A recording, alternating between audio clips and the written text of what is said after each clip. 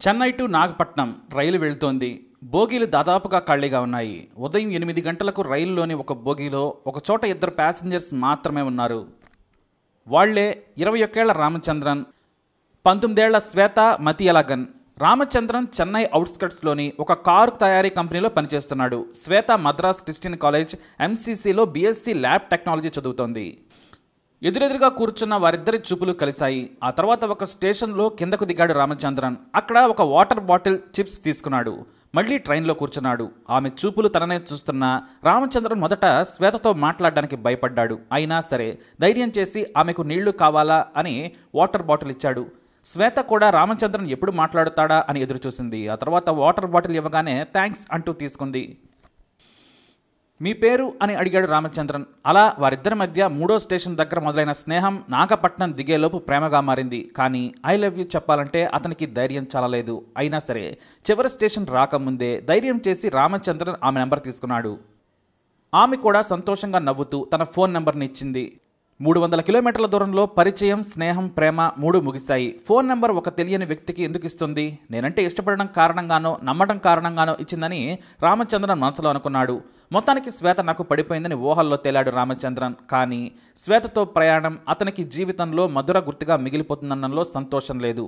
అయితే కాలం ఆగదు కదా, అదే జరిగింది. మొదట కళ్ళతో మాట్లాడుతూ బ్యాగ్ తీసుకుని బాయ్ అంటూ ట్రైన్ దిగింది. ఏం చేయాలో అతనికి అర్థం కాలేదు. ఒంటరిగా వెళుతున్న శ్వేత ట్రైన్ దిగి వెళుతుంటే వెంటే అనుసరించాడు. ఇక స్టేషన్ గేటు దాటే సమయానికి వెనుక నుంచి శ్వేత అని పిలిచాడు రామచంద్రన్. బయట ఆమె బంధువులు వెయిట్ చేస్తున్నారు. అయితే రామచంద్రన్ చివరిగా ఒక మాట మాట్లాడాలని చెప్పాడు. ఆమెకు అర్థమైపోయింది. అయితే ఒక్క నిమిషం ఇక్కడే ఉండమని తన బ్యాగ్ను అక్కడే వదిలేసి వెళ్ళాడు. రైల్వే స్టేషన్లో పూలు దొరుకుతాయని చూశాడు. కానీ ఎక్కడా దొరకలేదు. చివరకు ఒక షాప్లో చాక్లెట్ రామచంద్రన్కు నచ్చింది. తన మనసులోని భావాన్ని చెప్పే పేరుతో ఉన్న ఆ చాక్లెట్ చూసి ఎంతో ఫీల్ అయ్యాడు. 100 రూపాయలు పెట్టి I love you fruit and nut chocolate కొన్నాడు. స్కెచ్ పెన్ కొని అమూల్ బ్రాండ్ని చెరిపేసి శ్వేత అని రాశాడు. ఐ లవ్ యూ శ్వేత అని పేరున్న చాక్లెట్ను నవ్వుతూ ఆమెకి ఇచ్చాడు. పెదాలు దాటని మనసులో భావాన్ని చాక్లెట్ పేరు మీద రాసి ఇచ్చిన రామచంద్రన్ రొమాంటిక్ ఐడియా శ్వేతకు తెగ నచ్చేసింది. థ్యాంక్ యూ అని చెప్పింది. కానీ ఐ లవ్ యూ టూ అని మాత్రం చెప్పలేదు. ఆ వెంటనే ఫోన్ రాగానే బాయ్ చెప్పి వెళ్ళిపోయింది. రామచంద్రన్కు ఆ ట్రైన్ జర్నీ ఒక కలలా మిగిలింది. తాను హీరోలా అనుకున్నాడు. తమ ప్రేమ సినిమా కథ కంటే గొప్పగా మొదలైందనుకొని స్నేహితులతో పంచుకొని తెగ ఎంజాయ్ చేశాడు.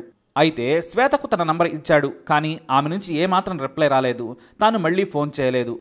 దీంతో మరుసటి రోజు వరకు ఆగి ఆ రోజు రాత్రి 10 గంటల వరకు ఫోన్ వైపు చూస్తూ గడిపాడు రామచంద్రన్.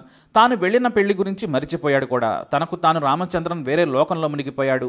ఇక శ్వేత నుంచి రిప్లై రాదని గ్రహించాడు రామచంద్రన్.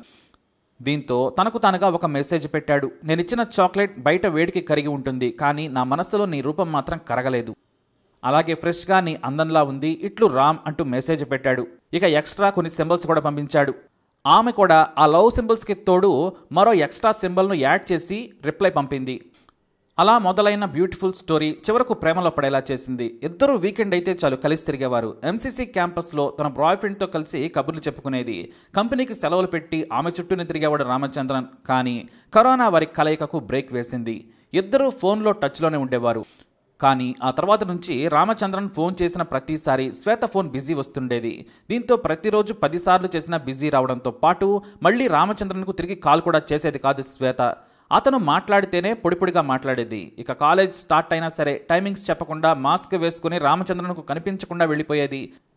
దీంతో తనను దూరం పెడుతుంది అని రామచంద్రన్కు అర్థమైంది. చాలాసార్లు నీతో మాట్లాడాలి, మనం కలుద్దామని అడిగాడు. కానీ మాట్లాడుకోవడానికి ఏమీ లేదు. నా చదువు పాడవుతోంది, నాకు మార్కులు తక్కువగా వస్తున్నాయి, ఇప్పుడు ప్రేమ దోమ ఏది వద్దని చెప్పింది. మా ఇంట్లో వాళ్ళు కోపంతో ఉన్నారని శ్వేత చెప్పింది. నువ్వు వేరే వ్యక్తితో గంటల తరబడి మాట్లాడొచ్చు, కానీ నాతో రోజుకు 5 నిమిషాలు మాట్లాడితేనే కోపంగా ఉన్నారా ఇంట్లో వాళ్ళు అంటూ రామచంద్రన్ ఆమెతో ఫోన్లోనే గొడవ పెట్టుకున్నాడు. నీకు అందం ఉందని ఎవరైనా నీకు సులభంగా పడిపోతారనుకుంటున్నావా? నా మాదిరిగానే వేరే వాడిని కూడా బకరా చేయాలనుకుంటున్నావా అంటూ రామచంద్రన్ నోటికొచ్చినట్టు మాట్లాడి శ్వేతను ప్రొవోక్ చేశాడు. దీంతో అప్పటి నుంచి రామచంద్రన్ ఫోన్ను కూడా లిఫ్ట్ చేయలేదు. ఇక శ్వేతతో డైరెక్ట్గా మాట్లాడాలనుకున్నాడు. 100 మెసేజ్లు పెట్టినా సరే ఆమె రిప్లై ఇవ్వలేదు. అలా తాను వదిలేస్తే రామచంద్రన్ కూడా తనను వదిలేస్తాడనుకుంది. సెప్టెంబర్ 23, 2021న ఎప్పటి మాదిరిగానే చెన్నై సబర్సన్ రైల్వే స్టేషన్ తరంబన్కు మధ్యాహ్నం 1 గంటకు చేరుకుంది శ్వేత. సాయంత్రం 6 గంటలకు మళ్ళీ ఎంసీసీ కాలేజ్ నుంచి ఇంటికి తిరిగి వచ్చేది. ఆమె ఏ సమయానికి కాలేజీకి వెళుతుందో రామచంద్రన్కు తెలుసు. అందుకే తంబరన్ స్టేషన్లో దూరంగా ఓ చోట నక్కాడు. శ్వేత ఎప్పుడు వస్తుందా అని ఎదురు చూశాడు రామచంద్రన్. సరిగ్గా ఆమె 1:30కు తన ఫ్రెండ్స్తో కలిసి వచ్చింది. వెనుక నుంచి వచ్చిన రామచంద్రన్ సడన్గా శ్వేత ముందు ప్రత్యక్షమయ్యాడు. నీతో మాట్లాడాలని రామచంద్రన్ ఆమెను కోరాడు. మాట్లాడటానికి ఏమీ లేదు, మనం బ్రేకప్ అవుదామని డైరెక్ట్గా చెప్పేసింది శ్వేత. దీంతో గతం తాలూకు మాటలు గుర్తు చేసి శ్వేతతో గొడవకు దిగాడు రామచంద్రన్. ఆమె కూడా అంతే ధీటుగా సమాధానం చెప్పింది. 4 నిమిషాల తర్వాత తన జేబులోని కత్తిని తీసి వేగంగా శ్వేత మెడ మీద పొడి చేశాడు. ఆ కత్తిపోటును చూసి శ్వేత స్నేహితురాళ్ళు కేకలు పెట్టారు. దీంతో అందరూ దగ్గరకు వచ్చే లోపే శ్వేతను కసితీరా పొట్టలో 10 సార్లు పొడిచాడు. అతన్ని పట్టుకోవడానికి కొంతమంది యువకులు ప్రయత్నిస్తే కత్తి చూపించి బెదిరించాడు. మీరు దగ్గరకు వస్తే నేను పొడుచుకొని చస్తానని భయపెట్టాడు. అంతలోనే మెడపై ఒక కాటు కూడా పెట్టుకున్నాడు. కానీ వెనుక నుంచి వచ్చిన ఒక యువకుడు ధైర్యం చేసి రామచంద్రన్ను పట్టుకున్నాడు.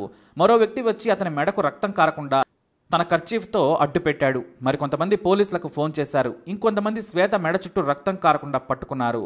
పొట్టపై సైతం కొంతమంది రక్తం కారకుండా ఆపే ప్రయత్నం చేశారు. 5 నిమిషాల్లో పోలీసులు అక్కడికి చేరుకున్నారు. వాళ్ళు వచ్చే వరకు కొన ఊపిరితో శ్వేత కొట్టుకుంటోంది. క్రోంపేట ప్రభుత్వ హాస్పిటల్కు శ్వేతను తీసుకెళ్లినా సరే అప్పటికే ఆమె చనిపోయింది అని డాక్టర్లు చెప్పారు. ఈ వార్త తెలిసిన శ్వేత తల్లి హాస్పిటల్లో బోరణ విలపించింది. నేను అక్కడ ఉంటే నా బిడ్డను కాపాడుకునేదానిని, ఎంతమంది ఆడపిల్లలను ప్రేమ పేరుతో చంపుతారంటూ కన్నీళ్లు పెట్టడం అందరినీ కలిచివేసింది. అంతకుముందు అంటే 2016లో కూడా శ్వేత అనే సాఫ్ట్వేర్ ఇంజనీర్ను కూడా ఇలా రైల్వే స్టేషన్ దగ్గరే హత్య చేసిన ఘటన కూడా అందరి కళ్ల ముందు కనిపించింది. ఇక గొంతు కోసుకున్న రామచంద్రన్కు ట్రీట్మెంట్ చేయించి విచారించారు పోలీసులు. అక్కడే తన ట్రైన్ లవ్ స్టోరీ చెప్పాడు. తనను వదిలేసి వేరే వ్యక్తితో మాట్లాడుతుందనే కోపంతో చంపానని ఒప్పుకున్నాడు రామచంద్రన్. నేను ఎంతగా ప్రేమించాను, పెళ్లి చేసుకుంటానని శ్వేతకు చెప్పాను. ఆమె కూడా నేను లేకుండా బ్రతకలేనని చెప్పింది.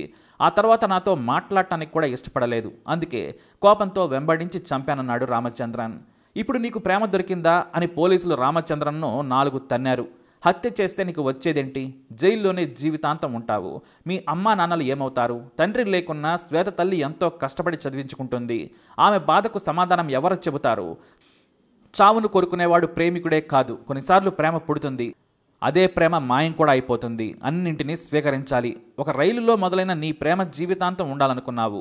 ఆమె మనసును కూడా నువ్వు అర్థం చేసుకోవాలి. శ్వేత ఏ కారణం చేత నిన్ను వద్దనుకుందో నీకు తెలుసా? ఆమె భవిష్యత్తు గురించి ఆమె తన మనసును మార్చుకునే ఛాన్స్ ఇవ్వవా? నువ్వు కోపంతో కాకుండా ప్రేమతో ప్రయత్నిస్తే శ్వేత ఒప్పుకునేదేమో. ఆమె వదిలేస్తానంటే నువ్వు వదిలేయాలి. ఎవరి జీవితం వారిది. బలవంతపు ప్రేమలు నిలబడవు. ఒక్కసారి మనస్సు విరగ్గొడితే అది మళ్లీ కలయికను కోరుకోదు. నీలాంటి మూర్ఖులు ఇక మారరా అంటూ రామచంద్రన్కు కౌన్సిలింగ్ ఇచ్చారు పోలీసులు. కానీ ఏం లాభం? ఆ నీచుడు తనకు దక్కని అందమైన శ్వేతను మరొకరికి భార్య కావద్దనుకున్నాడు. తనను మోసం చేసినందుకు ఆమెను చంపి పగ తీర్చుకోవాలి అనుకున్నాడు. ఇలాంటి సైకోల కారణంగానే సమాజంలో దారుణాలు పెరుగుతున్నాయి తప్పితే తగ్గడం లేదు అని అన్నారు పోలీసులు. మొత్తానికి ఒక ట్రైన్ జర్నీలో అందమైన లవ్ స్టోరీగా ప్రారంభమై ఇలా క్రైమ్కు చేరుకుంది ఈ కేసు. మరి ఇలాంటి ఇన్ఫర్మేషన్స్ కోసం వీడియోని లైక్ చేయండి, షేర్ చేయండి, మా ఛానల్ని సబ్స్క్రైబ్ చేసుకోండి.